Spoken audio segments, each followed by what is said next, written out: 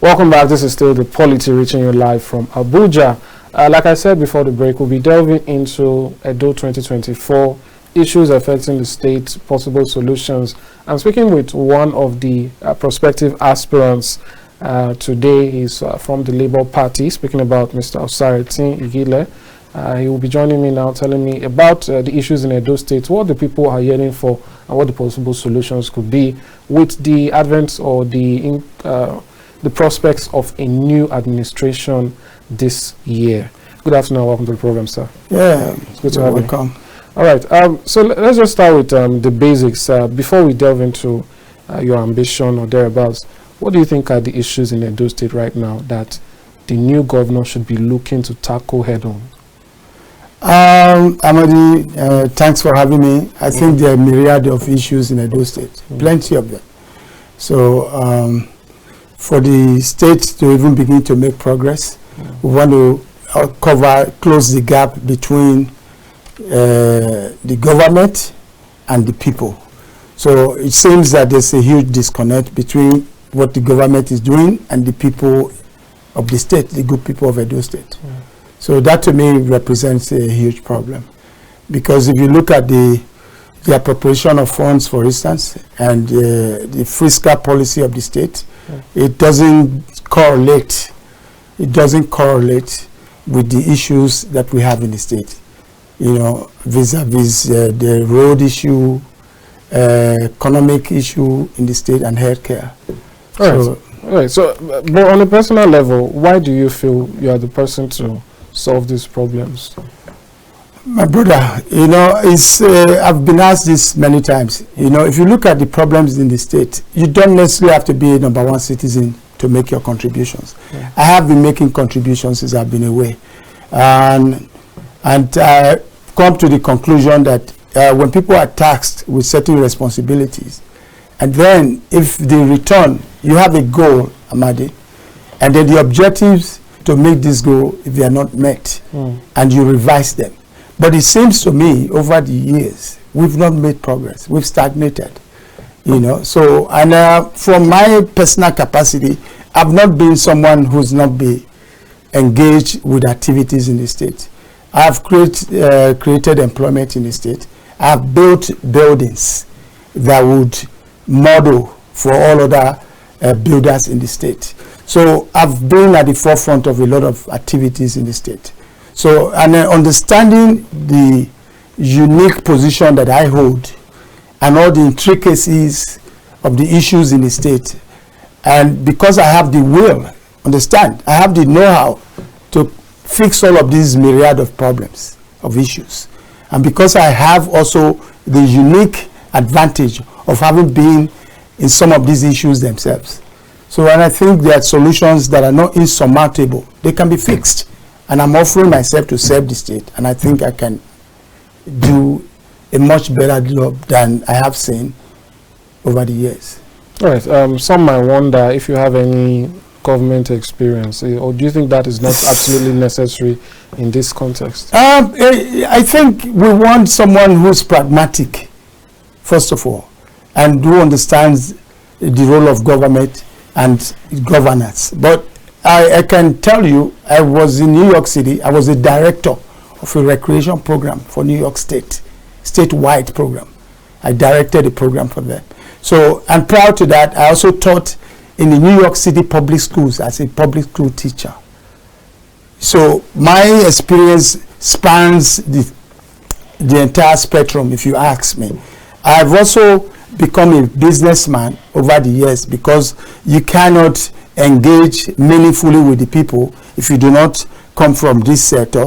And then I've been a builder, property development. I've developed houses in America, which, by the way, is different from how we do it here.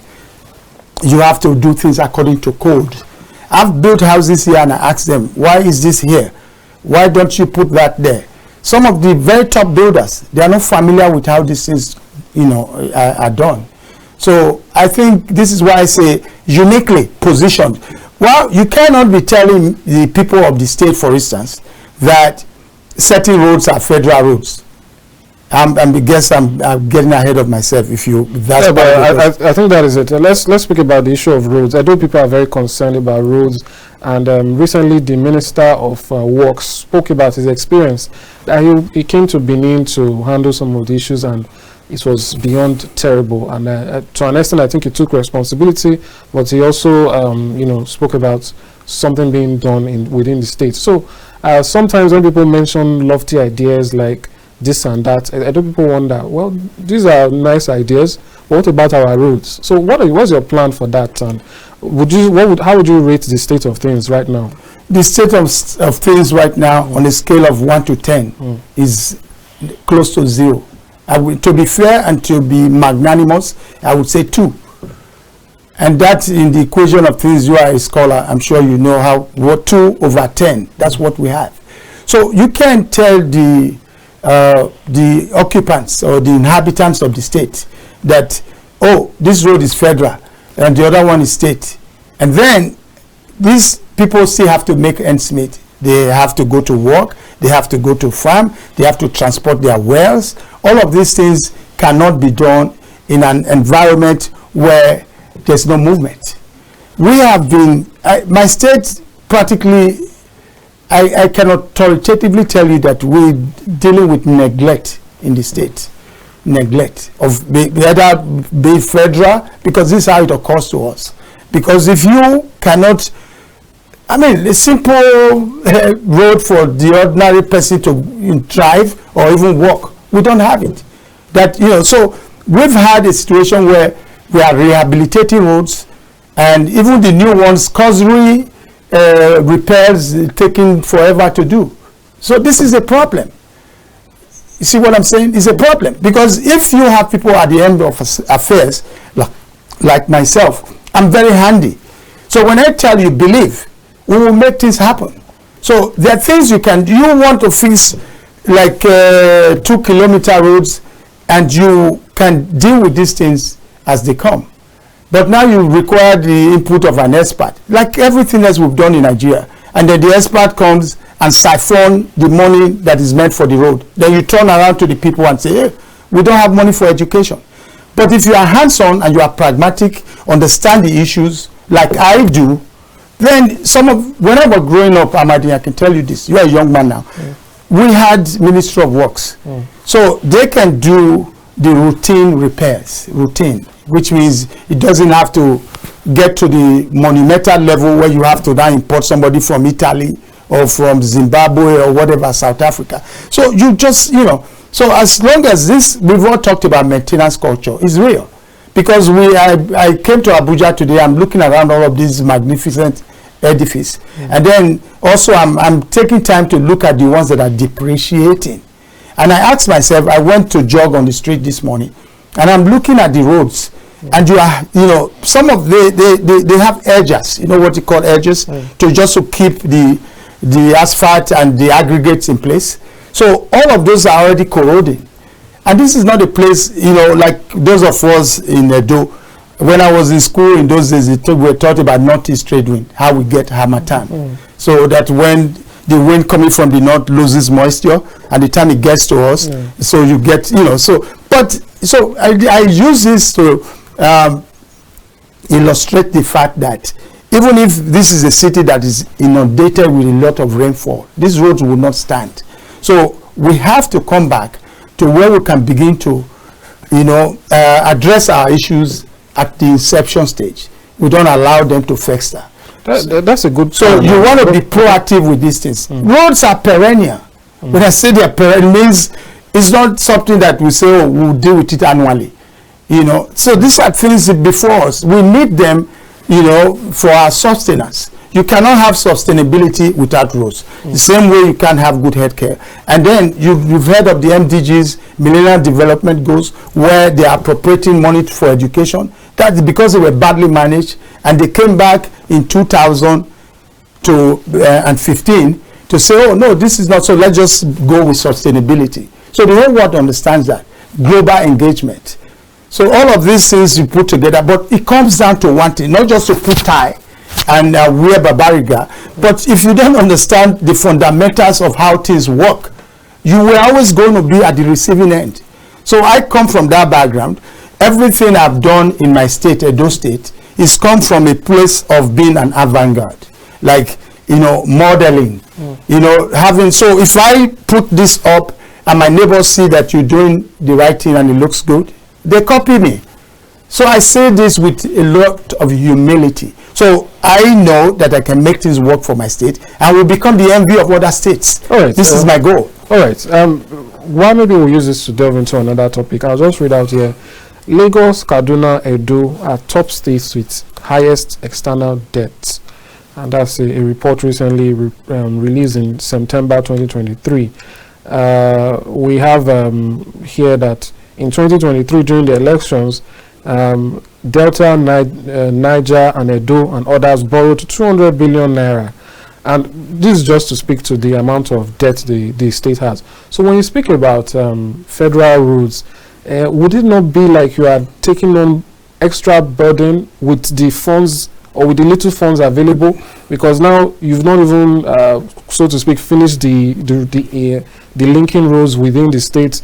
You are taking on the duties of the federal government, and there's been this long tussle and argument between state governors and federal that whenever state governors do their part and just take that burden and fix the roads because of the people, that sometimes to get the reimbursement from the federal government becomes a very huge deal, and so most of them now tend to just focus on only the state. So how do you balance this with the fact that you need funds to do this, and somehow this is a problem that your residents are facing, even though they are federal? Exactly. That is, you know, government of compassion and government of pragmatism.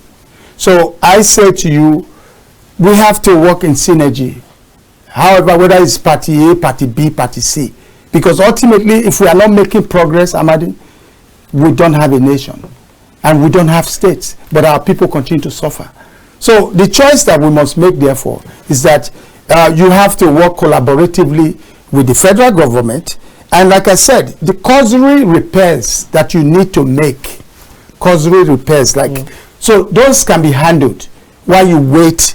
But if your house is on fire and I am the fire brigade, fire marshal, that's going to put your fire out, and then you have the ability to carry the water bucket full of water to pour before I arrive, wouldn't you pour the water before the man who is coming to take charge arrives?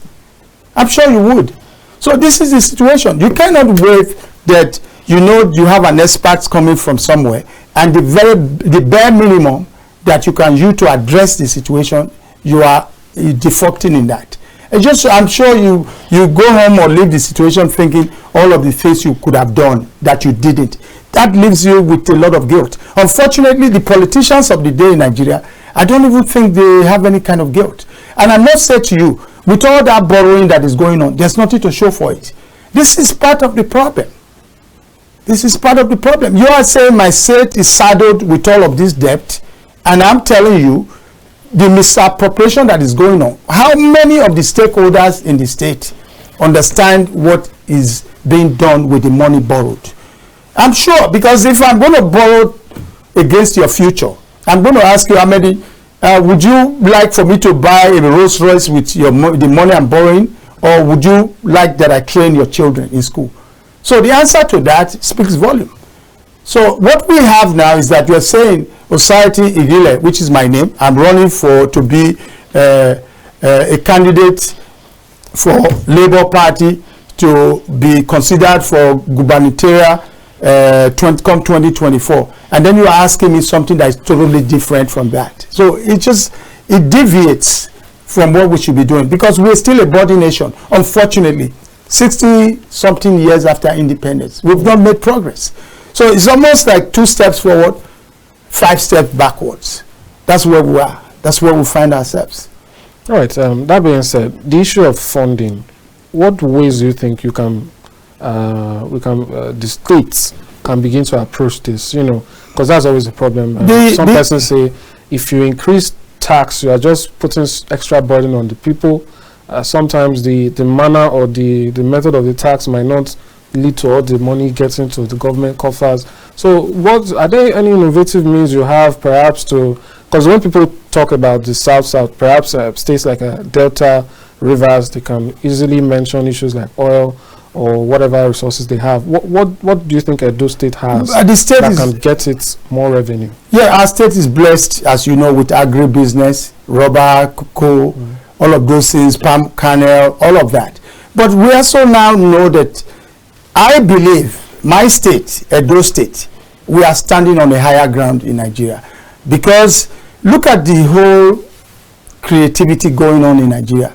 So where would you say most of them are from? They're from my state.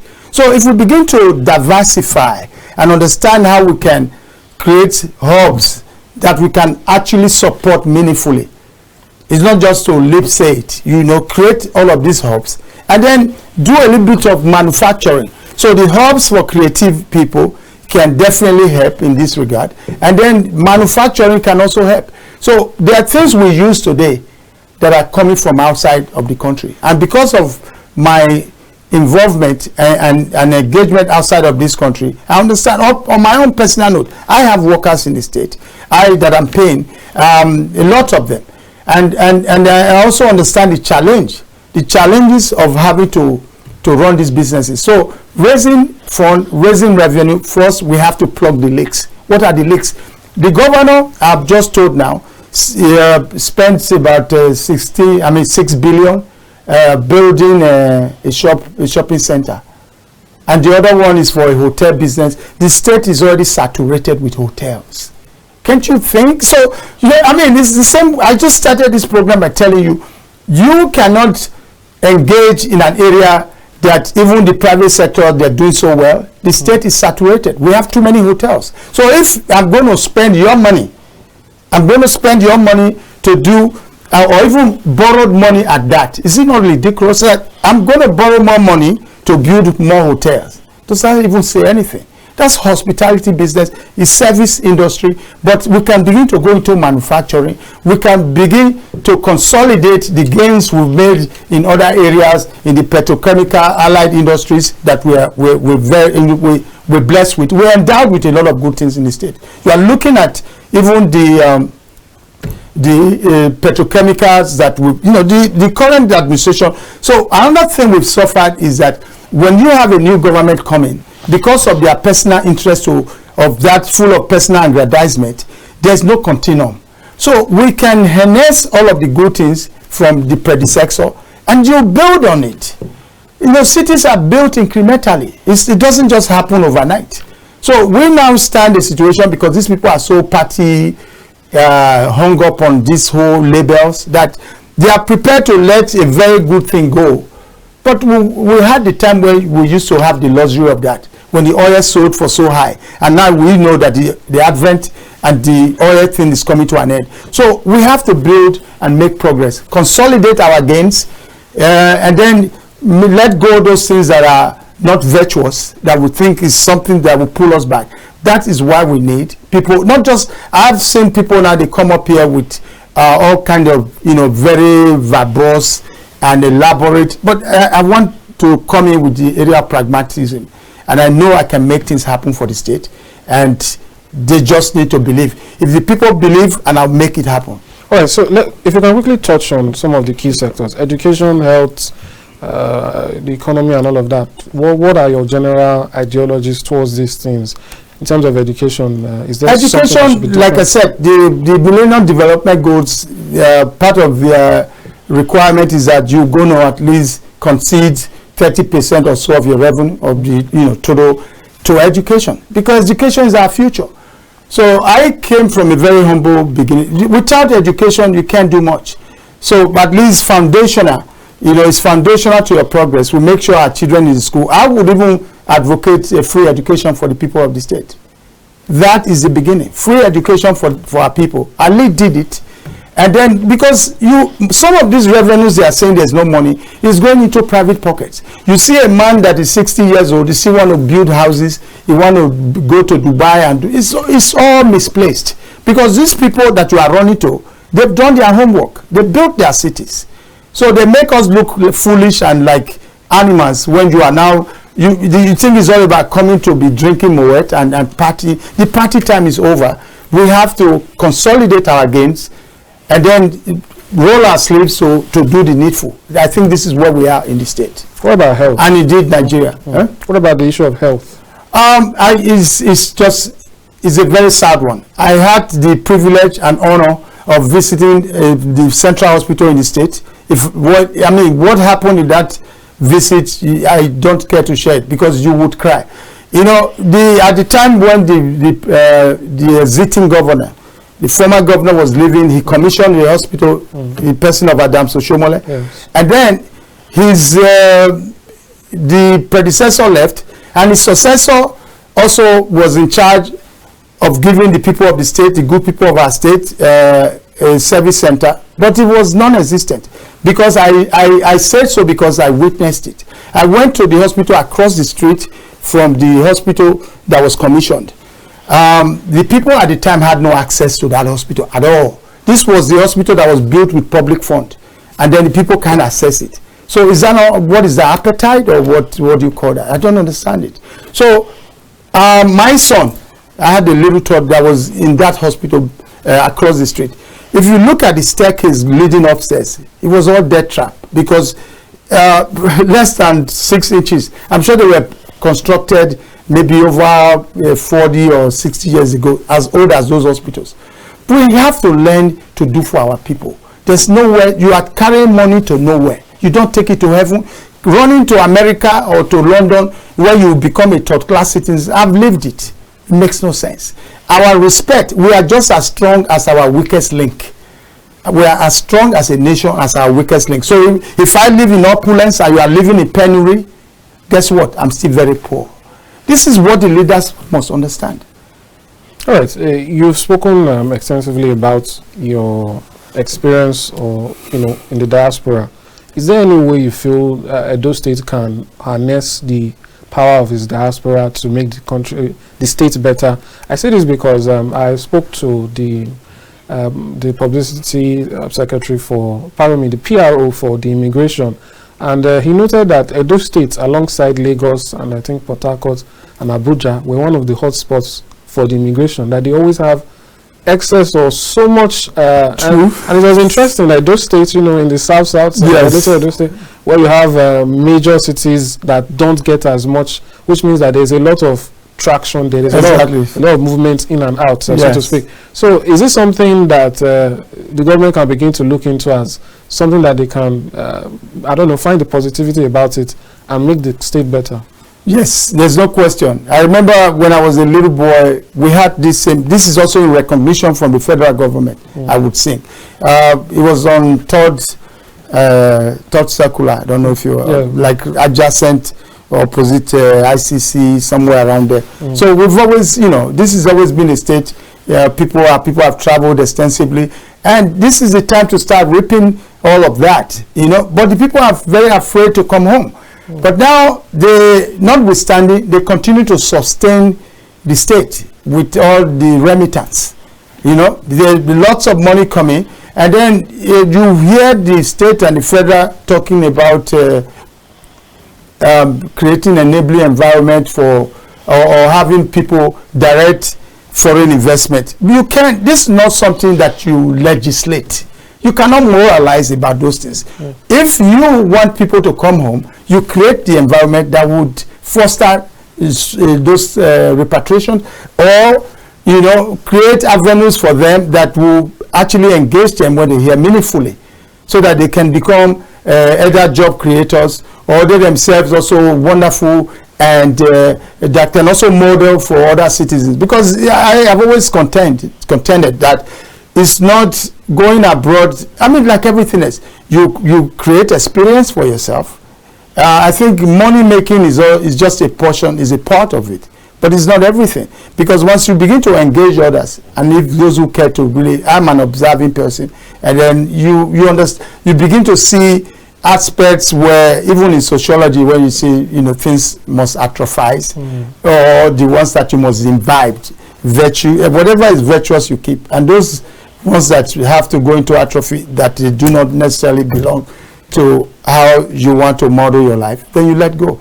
So by and large, we definitely have to do the work. And this is not about coming to be an executive or coming to, so Anybody who have, by the way, I've said that many times, and I continue to say it. This is about people making superior argument for the state, that they want to lead our state. Because the mediocrity, there's no more room for mediocrity. I'm sorry, Amadin, that maybe I'm talking too much, but there's no more room for mediocrity. This is what, and even for the Labour Party now, this is what we are looking at. We're looking at fairness and equity. And even those singing and dancing with equity probably cannot really embrace equity in its fullness. Because it's not, we want the best person to emerge. So we are not going to have a contorted or some kind of corrupted system. We just want things to work out for for the generality of the people now who've submitted themselves to the process. All right. I think you've led me there now. We've talked extensively about governance, and that's what the program is all about. Politics, governance, state of the nation. Let's move over to the political aspect now. Correct me if I'm wrong. I believe you are to an extent, a new face or a new on the block. Yes, when it comes to politics. So yes, and now you are with the Labour Party. In the general election, the Labour Party, won Edo State for the Labour Party presidential candidates. And we also won the House of Rep, yes, the Senate seat, and then House of Assembly. So I mean, the list would have gone on and on. We all know what happened. Yes. So do you reckon your chances are very high? And also within the party itself, I think you've hinted at it already, but I'd like to really get your thoughts. Do you expect a completely free and fair process? We know one of the aspirants or prospective aspirants, Mr. Dennis, actually withdrew from the Labour Party, saying that there were indications that some big wigs were going to take over the process. So are you confident in the process within the party? Fairness? Yeah, I mean, in fairness to you, I really, and in fairness to Dennis, I do not know the conditions surrounding his withdrawal, but I do believe that if he's convinced that things are not going to be equitable, and then I love that. And one of the reasons I really truly like Peter Obi, remember prior to his emergence with the nomination, he was in PDP and all of that. So you don't want to give your traducers the honor of defeat, And if I see today, but I'm going to stay and fight them, because I am a foundational member of the party, and I've done everything where I supported the party with everything that I have, when it was critical. So the party is not. It belongs to everybody. It's a working people's party. And that is what it should be. And that should resonate with all of the faithfuls. All right. So any comments on your prospective opponents? If you should emerge, you'll be facing the incumbent party. Definitely to be a new candidate because the governor has served his 8 years. You will also be facing the APC, who's are trying to gain a sort of resurgence in the party after losing the seats to the PDP. How do you reckon you compete with these people, particularly with, as they've been saying since 2023 February to now, issue of structure? These are parties that have had mega structures in place for so long, and the APC might not be the ruling party in the states, but it's the ruling party at the national level. So how do you face such? I would say it's just vagrant disrespect for the rule of law. When you have people in office, not even trying, with impunity and doing all of this, carrying on a lot of irregularities. But I said to you, our people have been speaking. It's just that nobody's listening to them. So it's going to take an election cycle to say, hey, this is who we want, and this is who we do not want. Because this is, in very clear terms, our people have been speaking. Nobody's listening. So if I'm lucky, and by God willing, I become the candidate of Labour Party 2024, there's no gainsaying the fact that we want to stay proactive with, we want to engage the other parties. But there's a clear division. It's clear that those state people are for Labour Party. So what we want, therefore, is to begin to put in place those things that will make sure that our people, we hear them. This is what this is about. The election is only to validate the yearnings, the cries, the aspirations of the people of Edo State. Which says Labour. But the Labour Party won. There's an incident some weeks ago. The former youth leader of the Labour Party, he was severely beaten when he returned home for one reason or another. Some accused him of trying to set up alternate Congress parallel, yeah, and so on and so forth. So we still have the issue of Mr. Apapa hanging around, and we have Mr. Abure. Is all of that fully resolved, or would that? Because I say this because the PDP, on the other hand, the ruling party in the states, we saw recently that they've had, I don't know if you're aware, they've had sort of two factions, the faction of Dan Obi, and then the faction of the governor himself. Yes. But recently, one of the candidates was able to, I think, bring them to the table, and it seems as though there's some sort of temporary truce. We don't know how long that will last, but we're seeing moves by other parties to ensure they are heading into this election as one. With the Labour Party, what is the expectation there? Are the issues going to be resolved on time, or could they come back and have an effect on the whole process? I think they are distractors. You know, a Labour Party has always been one party, as far as I know. If there are other, which means I've probably been working for the wrong party. No, a Labour Party is one in the state. I don't know if any other parallel party exists. So we, as the leadership of the party, will work together to create a fair, a free and fair election as we go into the nomination come February. And I'm confident that they will do the right thing. Because if they don't do the right thing, Amadin, so we cannot expect to win the state if we start, you know, because also, let's not forget, the people who voted for us, they are there and they are waiting. You know, so they're not going to suddenly, when you start dealing with opportunity cost in economies, when there's a shift in demand. There's no shift in demand here.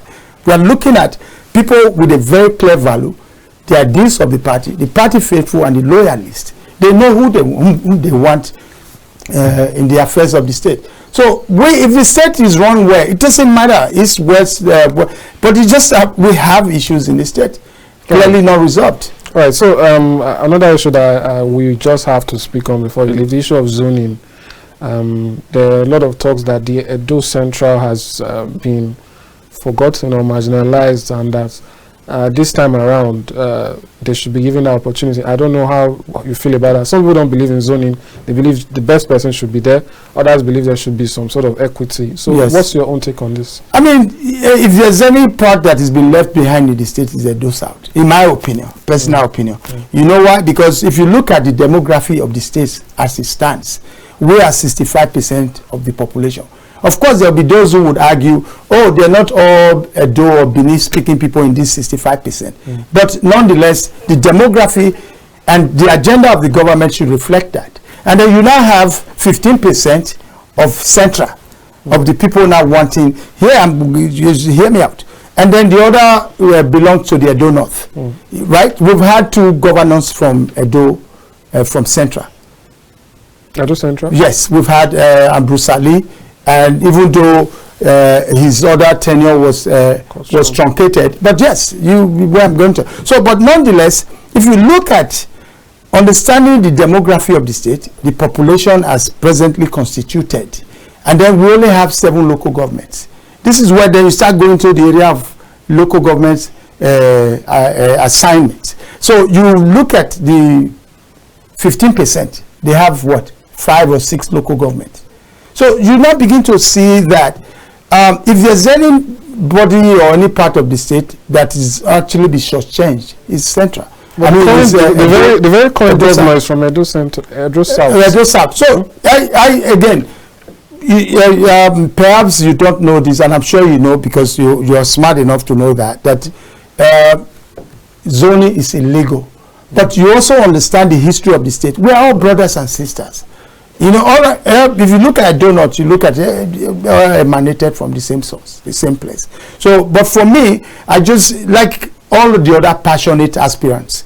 You know, I'm really passionate about the state, and I know I can make things work for the state. And I think this is really where my major concern is. Because we've been getting it all wrong. So if you believe, I will make things happen for the state. Thank you so much, Mr. Osaretine Ighile. It's been a pleasure speaking to you and hearing your thoughts on the state. We continue to watch and monitor and see how it all turns out. Hopefully we can get to speak again if there are any developments. Thanks for coming. Thank you very much. I appreciate it. Thanks for having me. Thank you. All right, and that's how we end this segment. Let's take a look now at the announcement by the presidency, particularly Mr. Ajuri Ngelale, as regards the cutting down of expenses by the presidency. And when we return, we'll round up the program. Stay with us.